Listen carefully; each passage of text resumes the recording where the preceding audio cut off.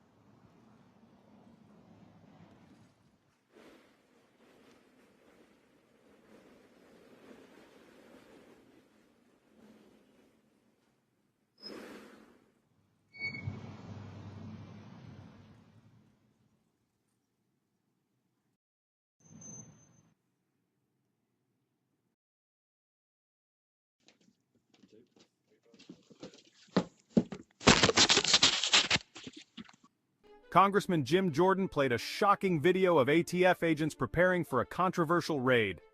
All right, let's get into it. But on March 19th at 6:01 a.m., over 1 hour before sunup, 10 carloads of ATF agents and Little Rock Police Department officers came to the Malinowski home to execute their search warrant. Not an arrest warrant, search warrant.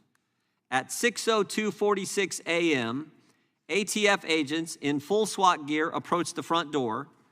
They had a piece of tape ready to cover the camera lens of the doorbell camera, which they did. Next, Mrs. Malinowski heard only a loud crash as her front door caved in. Her husband, Brian, woke up to the sound of the crash, found a pistol, loaded a magazine, and left the bedroom to investigate. Brian warned his wife to stay behind in the bedroom, but Mayor stubbornly followed him down the hallway.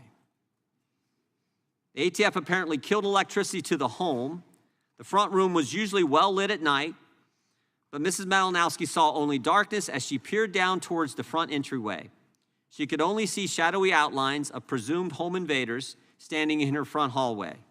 That's what Brian saw too. Brian fired a few shots at the intruders' feet to drive them back out of the front door. The ATF shot Brian in the head. His wife was standing inches away from him. A mere 57 seconds. 57 seconds elapsed from the time agents covered the doorbell camera until gunshots erupted and Brian was fatally wounded. 6:02:46 to 6:03:43. Agents immediately dragged Mrs. Malinowski into the front yard. She was barefoot, wearing minimal night clothing, and the temperature was 34 degrees. They locked her in the back seat of a car and detained her there for 4 hours, refusing her many requests to check on her husband. Her husband she had just seen shot, wouldn't allow her to get clothes or even use the neighbor's bathroom. Even though policies have been in place at both the ATF and the Little Rock Police Department for the past 3 years, requiring the use of body-worn cameras when executing any search warrant, the Department of Justice tells us that no body cameras were used. If this isn't the weaponization of government, I don't know what is. I don't know what is. Mr. Dettelbach, we're going to have questions about this and a host of other things the ATF has done under your watch. a host of other things. We appreciate you being here today. We appreciate you taking our questions, but there's going to be tough questions from folks on our side.